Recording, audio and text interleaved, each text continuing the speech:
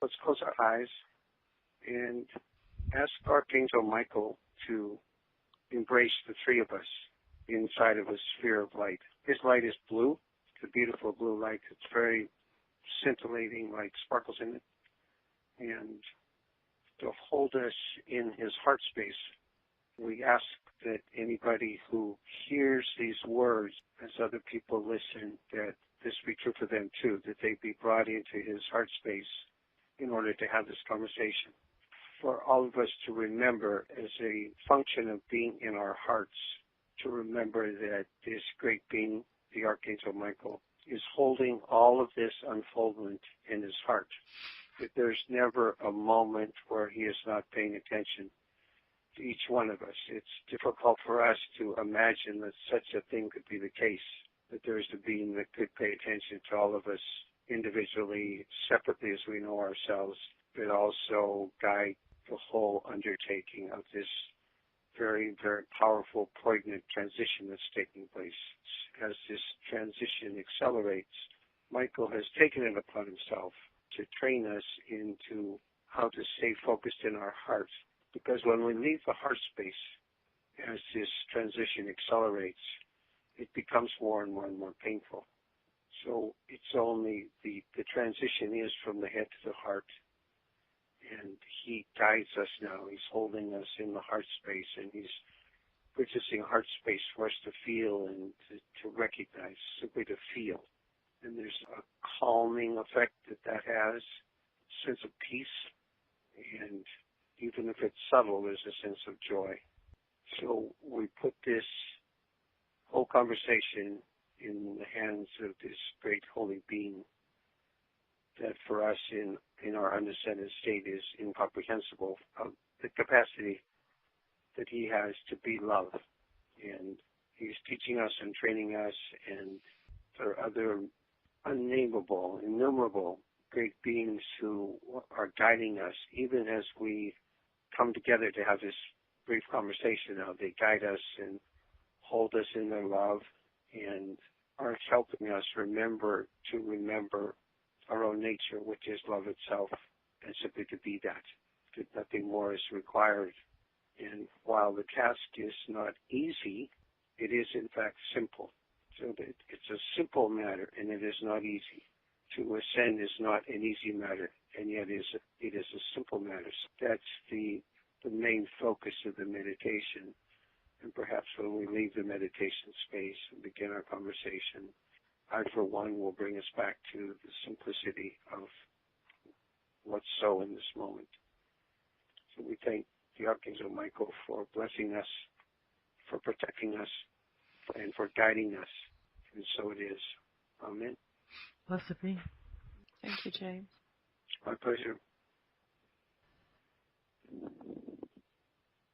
Hi, this is Beezy, and I'm joined this morning with Holly, Tucker, and James McManis, and we're going to have a conversation. Hi, Holly. Hi, James. Greetings. Good morning. Good morning. And the focus of this conversation is to be specific, and it's around the shift, the transition that we're in right now. It's around moving from our head space into our heart space. It's from what I would call moving from leading with your head to knowing with your heart.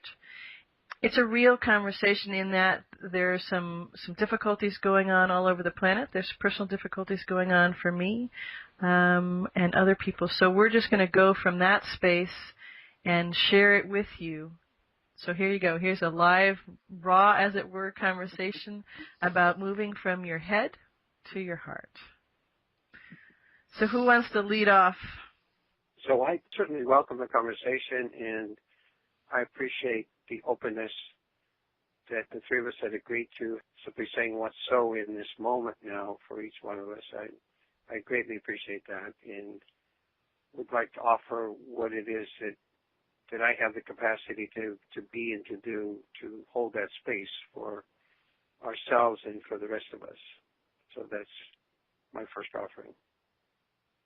Thank you, James. Appreciate the participation of both of you and being willing to share personal insights, personal perspectives.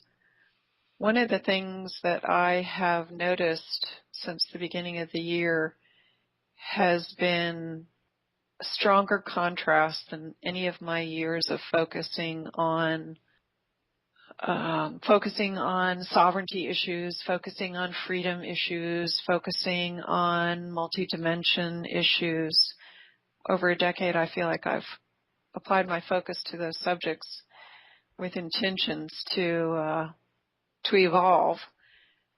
And part of that evolution has been such a stark contrast. The contrast just seems to be getting more stronger. And I'm wondering why. Well, for one thing, the thing that I know, I would say the word, the contrast that you're using is a very, very empowering word. It's a really, really helpful word because it's a word or a concept that we can use to immediately let us know, am I in my head or am I in my heart? If it hurts, if we're experiencing some kind of pain or suffering, then we can know utterly that we're in our head. If we're experiencing a calmness or a serenity or peace or joy or happiness or a sense that things are going in the right direction, then we can know that we're in our heart. Because it's the thought process, the fall, what was called the fall was actually a split in the mental body. The higher mental body has never fallen, and so it's the brain function and the analytical process that we've all been trained in the Western world so well to do causes havoc when it comes to being peaceful. So contrast is a really larger word. So I really can see that, that you are tracking very, very closely because the acceleration is the same thing as heightening the contrasts. So the contrast is getting greater, the acceleration is getting greater, and it's one and the same process seen from a slightly different direction. So there have been all of these teachings, all of these channelings that say that people who live or who still live in a discordant way are not going to be able to handle the heightened frequencies, and you are speaking right into that issue. So I really commend you for that, for noticing and for, your long history of preparing yourself to be here in this now moment, because I think that's the critical issue right now. I think we are talking right into a very important issue. That's what I would say. And what comes up for me is it's figuring out how to do that dance. So yes, I'm experiencing I'm experiencing tsunamis of contrast right this moment in my own personal life. And I understand that things are speeding up. I understand that this whole transition that we're going through, albeit excruciatingly difficult, is incredibly simple. So I get all of that. And when I listened to and partook in the little meditation to kind of center us before we had this just, live, raw, in the moment conversation of the focus of moving from our head to our heart, I felt that calming sense. I felt all of that other stuff out there melt away. And I do set the intention. I do work at it. I do let it be and flow into that heart space on a regular basis. And sometimes I have to course correct a few times a day, sometimes a million times a day. And one of the things that perhaps this is a good point to take to talk about is, how do you do that when the outside world is knocking on your door, literally and figuratively sometimes for some people? How does one stay in that? So I can say, in this moment, I'm sitting in a chair, my kitty is on my desk, I'm talking with two people who I love and respect and enjoy having a conversation with. I'm doing something that hopefully will be of service and of value to other people who are listening to it. In this moment, all of those good things are happening. And yet all of the other contrasts that's, in my case, pretty severe is just outside the door. So as long as I stay in here, that's good. But how do perhaps it's reconcile, how do I dance with, how do I balance that out and move through that in an actual way instead of just keeping it at bay? Say a little bit more about the phrase keeping it at bay. Well, I mean, I can, like I said, I can be in my heart when I go into my heart, and I can know that right this moment I'm safe, right this moment I am doing something of value, right this moment I have my intentions to do those kinds of things. And I also know that the issues, the contrast, the things that are out there are still out there. Being in my heart space has not, that I can discern in this moment, alleviated that contrast. It has not taken away the fact that in 20 days I won't have a place to live, or I won't have to seriously teach my cat how to stand on the sidewalk with me because we don't have any place to go or any money to buy kitty treats or any of those kinds of things. So the fact that I can stay in my heart most of the time lets me be light with saying that, lets me be jovial and not gripped or riddled with fear. And in fact, actually, in saying this, I feel my heart space activate and grow because I can enunciate that. I can speak it now with the full intention of transparency and letting the recording go out as is without this part being edited out. So when I say keep it at bay, I maybe that's not the right word. That's a 3D mind space word. Okay, I'll admit to that. So I guess in my own mind and perhaps in those listening, people say, well, great, but how do you do that? How do you do that in a way that dissolves, if not solves, the problems that I personally, BZ, am facing, or the other I's who may be listening to this, and they insert their own contrast in there. And the last thing I would just say on that is that I'm asking myself how I do that. I'm asking in a shared conversation how Holly and James do that. And I'm asking from a space knowing that I am an amazing being creator, and I am love absolute, and I am source absolute. Except that this part of me sitting in this chair hasn't remembered all of that or am not in tune with all of that. So I ask when I say, how do you, that question is for myself to answer, for me to gain insights from each of you answering it. I'm not giving my power away to any sort of expert or something outside of me. I'm just sharing in a conversation to ask that. Well, I would like to answer how I think I do it, because I can tell how I find my heart fastest when I'm creative and when I'm in unity. And that's essentially what you just said, BZ. You said you're a creative being, you're a loving being, and those two things to me are the fastest ticket to heart resonance. I missed the last phrase, Holly. To what? Those two concepts, being creative, I'll say of service. That was the other thing you said, BZ, is that you're being of service.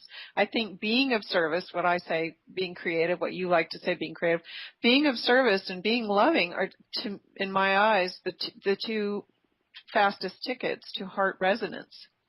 So I, from my side, can agree with both of what you're saying. My way into the conversation is that from my childhood, I was taught that the kingdom of God, the so-called kingdom of God, the kingdom of peace is within us. So how we find that is we go within. You can't go out in the world and find it. You go within yourself and find it. And then the challenge becomes how to become an empowered being in holding that inner space. And I think that's what the contrast is about. That's what the acceleration is about. But we are now the ones that are learning and supporting each other in being able to hold this inner space. Simply remembering that if I want to be peaceful, I go inside. I'm not going to find peace outside. It's not going to happen. Mm-hmm. And yes, there's contrast, but I don't even have to pay. I can notice the contrast. The contrast can be a teacher for me, can help me remember to go inside, that the kingdom that I am that I'm seeking is inside me. And then I am brought by resonance. I am brought into communion and community with others who are doing the same work. We call ourselves light workers and a lot of other names too. But the three of us in this conversation have been brought into community by this resonance field. I didn't know I was going to be having these conversations, so I don't want to pretend that. But I was longing to actually interface with other light workers because I had been living for a long time in this inner realm, and it was time to reach out and connect with other beings who are doing the same kind of thing. I understand that the languaging will always be different. So if I want to get caught up with the languaging, I will go outside. But if I want to acknowledge and appreciate the intention to be peace, to be love, to be service, then I get to be in this wonderful conversation with the two of you right here, right now. That's my response. And I'm going to jump in because I'll say 90% of me is, and one might say, well, how can you sort this? So 90% of me is in my heart, and I know that this will end up being a conversation that's interesting and has some value to it. And 10% of me is in my head and says, okay, so I hear all this. I actually know it on not a brain knows it, but on a deep knowing level know it. And my thought is, how do I convey for myself in those moments that I'm stressed or thinking about, a couple days from now of no place to live. So how do I help others who have their own challenges, like someone I was just talking to a few minutes ago before this call that are very severe contrast. How do I help them? How do I help us all do that dance? So when you were just talking a moment ago, James, what came to me is the thought that I've had forever is you cannot love someone and worry about them at the same time. So I can translate, I can't love myself and worry about myself or my situation at the same time. So that's an aha. If I really take that, again, it's not just a head thing or a head thought, head game, but feel that gets me into a space. And my question for myself and each of you, all of us, is how do I then impart that or make that work in real world practicality to a landlord or to some place that wants money? How do there's got to be a way, and I think that's why we're having this conversation, which has actually gotten put off a couple times because of things that have happened out there. There's got to be a way that we can at least, in a little way, start to have this dance and people can see the steps of how to make that work. Because I think that's what this work is all about right now. I think that's what light workers are being asked to do in this moment. We're awake, we're having contrast, we're noticing that things are speeding up, we're noticing that we're just on the edge of something amazing, something spectacular, something brand new happening, but it seems to be just in a moment, every moment, and we're not there yet. So how do we get there, or how do we take the first step to actually being there in the heart, in our own space, and having that manifest and reflect back to us that change in what we would label as, in quotes, out there? So the first thing I would say as I'm listening to your languaging is to say something about myself that I have relinquished, given up, forsaken the dance, to use the powerful metaphor of a dance, the moving from within to without. And I've left the world. I made the decision to do that, and the decision is made, as you say, thousands of times each day. But I formulated the intention. I came to a point in my life where I no longer wanted to live in the 3D world. And I didn't want just to leave my body, so I wanted to be the light worker that I am. I wanted to do my work, and I wanted to focus all of my intention and interest on bringing forth this inner kingdom. So that's one thing. So I stopped dancing. And whenever I found myself dancing, back and forth, back and forth, back and forth, because that's what I hear the dancer describing, I stopped it. I simply stopped it and went back inside and simply go. Now, I use the phrase, my I am presence. So that's just one phrase. It can be the God self, the divine self, my own divinity. It can be eternal essence, absolute. I'm cognizant that all of those phrases reflect the same kind of reality. I simply be present to that reality. And then love flows. And see, the thing that I'm hearing you say, BZ, the question that I hear you asking is, how do we really get enchanted with the divinity that we are? What is the process that we can actually use to become enchanted with pure love, with the being pure love that each one of us is, and falling in love with the love that we are, instead of all of the distraction that is there for us if we go into the outer world? That's what I hear you saying. Yes, and also, you're absolutely right, but also I feel that I live in, part of me, since I stay in my physical body, is in this 3D world where you have to pay to live on planet Earth.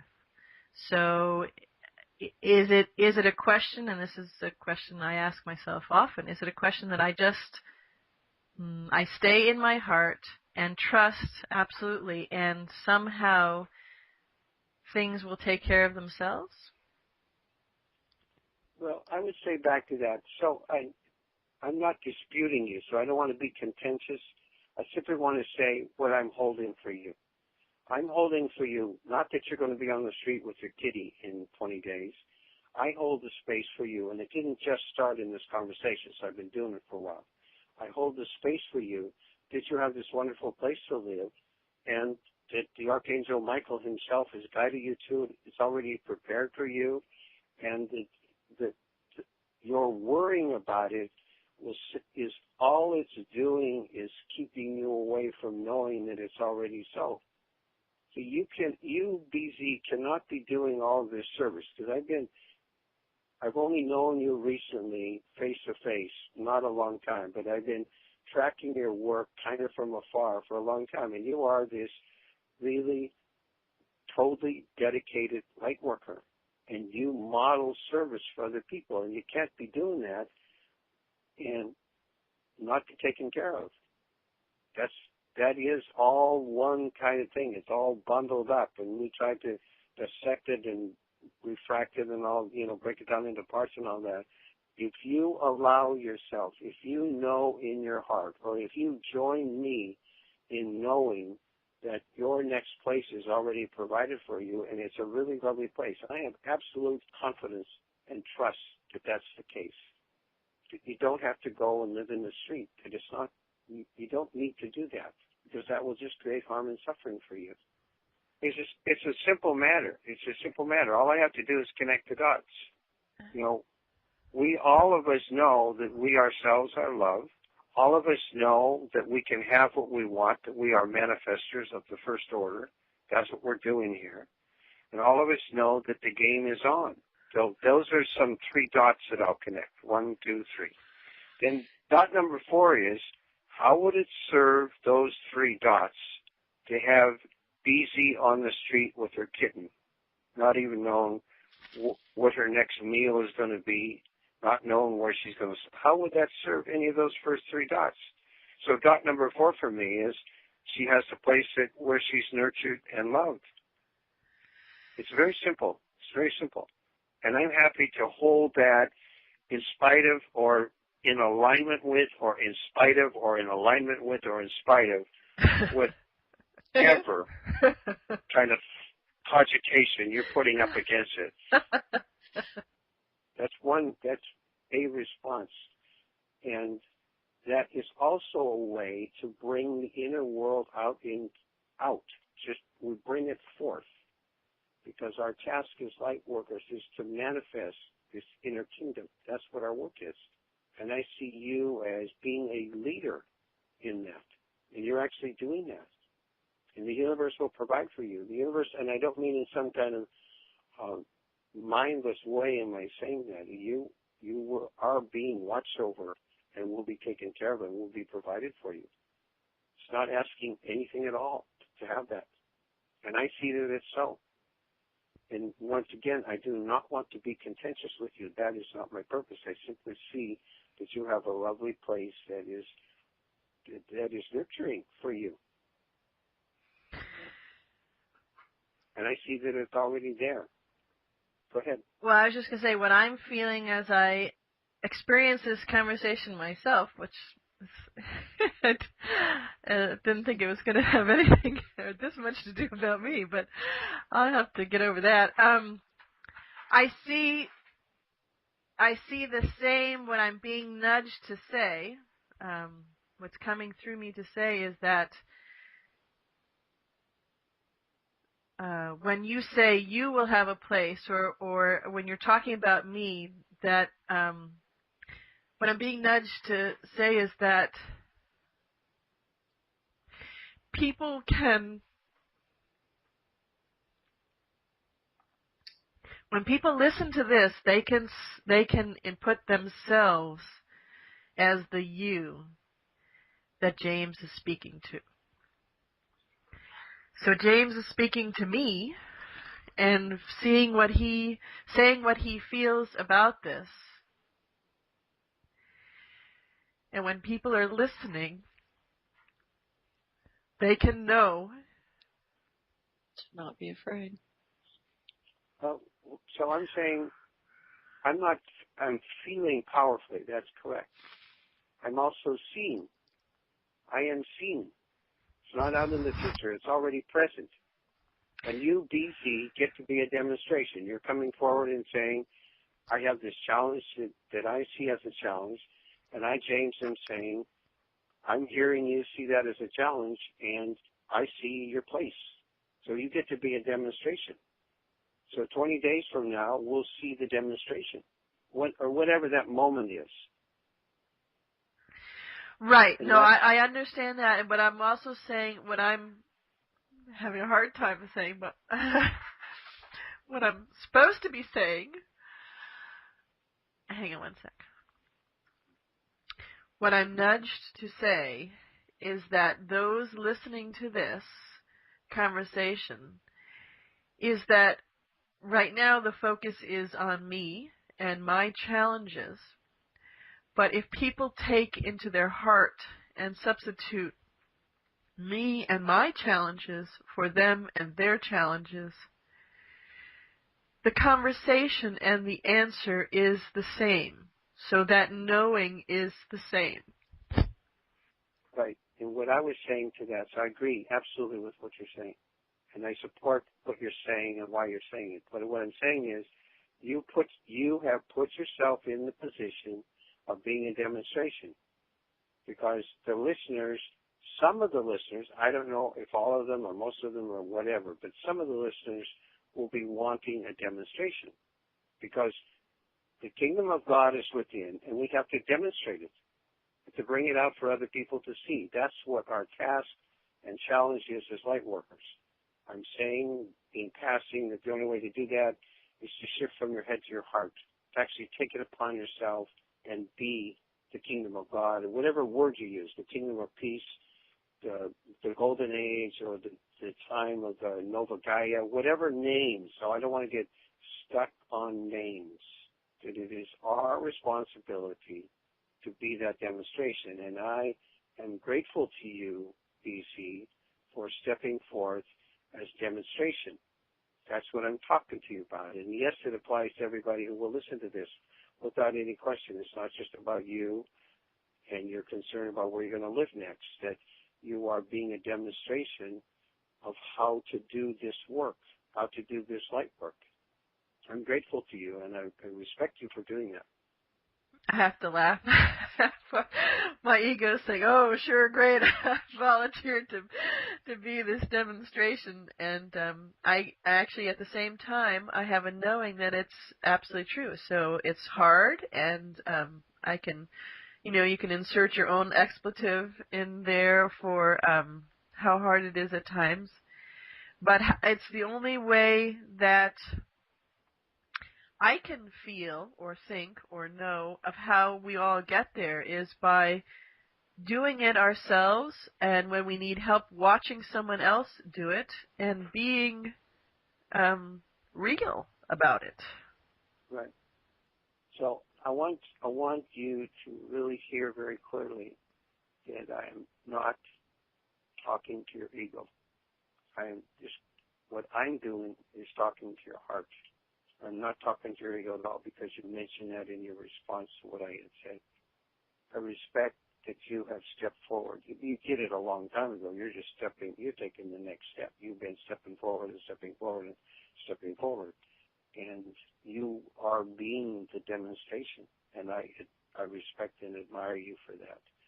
And I am not talking to your ego.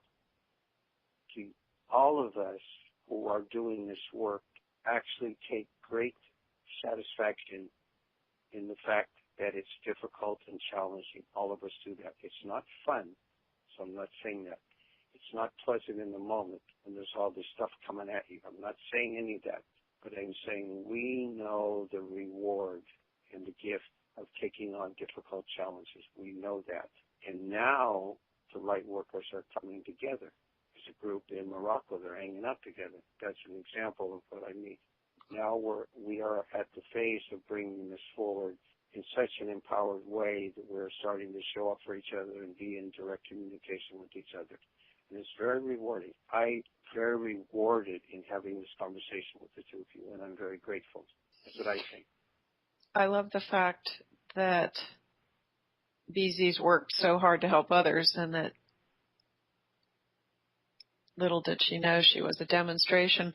But I think that oftentimes what our head does is create an expectation. The ego knows where it's headed. And for BZ, she's convinced that it's going to be a street corner. And maybe the difference between that expectation and what the heart knows is that the heart knows to have no expectations, to simply trust. For sure. Yeah, and the beauty of it is that in the moments, and many, many, many, many moments of the heart trusting, life is good. I can see beautiful colors. I can interact with people right here in Edmonds, Washington, or on the phone, or wherever it is, and know that I'm doing good things.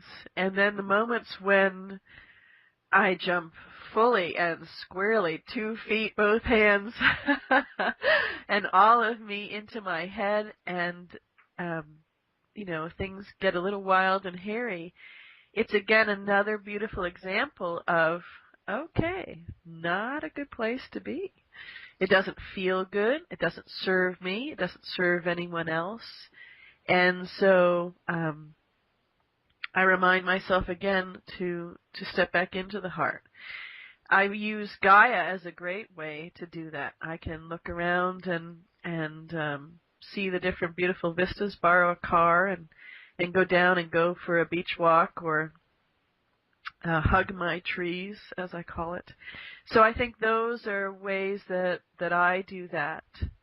Maybe if we can spend a moment just playing with how each of you do that, I think that may be helpful for people. The way I do it is to offer my devotion and adoration from the lower, smaller self to the I Am Presence. That's the way I do it. So I'm a contemplative by nature, and so these inner realms are familiar to me. I'm also 73 years old, so I've been at it for a while, and that's how I do it. So I love the feeling. I love being a devotee. I am a devotional person. So I love how that feels to me, and I do it. I stay in the practice of that. That's my answer. Well, I've learned a lot from the two of you. I don't have the years of wisdom or the depth of understanding that BZ brings to so many of our conversations, but I know that my ego, my head, can so clearly define the expectation that it's going to be no money, that it's going to be, whatever the extreme is on that end of the contrast. It's all clear. It's vivid. But what I have learned, and that I would like to remember more often, is that just when I think I know the outcome, it's never what I imagined. And were I to just trust that I really don't know the outcome, I can visualize what I'd rather be spending my time visualizing in this head of mine, this thick head of mine, is that I'm just going to trust and I'm not going to try to visualize. I guess I just struggle to get out of my head and into my heart because I'm trying to plan, I'm trying to control, I'm trying to coordinate, I'm trying to make that outcome exactly as I had envisioned it. And every time I do that, it's never the way I imagined. So what I'd like to learn to do is change my imagination. I don't want to worry about the outcome. I'm simply going to try to trust more. And I appreciate both you helping me to try and do that better.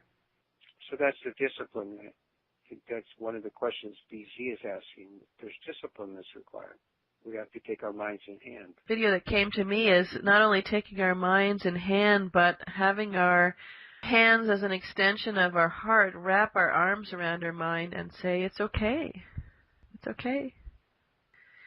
That it's scary it's scary for the mind that's had eons of training and in the illusion of being in charge and thinking that these outcomes can be manipulated, and that it's okay to shift the priority position.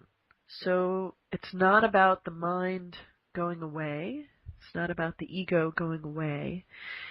It's about there being balance, and it's about the heart knowing the way and the mind following suit, and the mind doing what it's really good at doing, that planning or thinking or strategizing or looking at different things, being an aid to the heart knowing and being a partner in that process as we move through this now moment or as we move to create and co-create Nova Earth and this new world that we're all shifting to together. Well, certainly being more loving to our own selves is something I can appreciate. Sometimes the ego is just so hard on the heart. It's absolutely true. It's absolutely true. I'd like to wrap up this conversation, and what comes to me is that we really are at that place where we are in the starting blocks and we're leaning forward and we're jumping off the starting line of this new world we're creating. It's not only here on the planet, but it's in the entire Source's universe. And it is all about moving from the head to the heart. It is all about coming from that place. And so how we do that in our own space, in our own hearts, in our own minds, but how we can reach out to connect with others and do that together. Whether we know that person well or we've just met them in a Skype room or on the street or wherever it is. So what would you both say to that? Amen. That's what I say. Thank you, BZ. I'm really grateful for both of you and you allowing me to try to expand my heart, because I often struggle to do it on my own, and just feeling the love between the two of you and the love from others that I know are really struggling to get out of their head. I feel very, very honored to know those struggles and to feel those struggles by others, the two of you. I really appreciate the wisdom that you provide me, a better perspective. Yeah, it's hard to have the understanding sometimes that there really is a purpose to all of that. I'm top of the list there. I don't always remember that, but I feel that there is a purpose to what we're each experiencing right now, and it's entirely necessary for us to do the work, to move from our head to our heart, so that we can get to where each of us wants to be in that place of where we are, whatever that amazing picture that we have. This is how we get there, and this is how we help the whole world and all of Sources of the universe get there. So there we go. That's the hard work and the fun work, and I'm thrilled that the three of us are doing it together, and I'm thrilled that we've stepped forward to share that for what it's worth to other people to do that as well. Thank you. Yeah, thank you too. Blessings to everybody.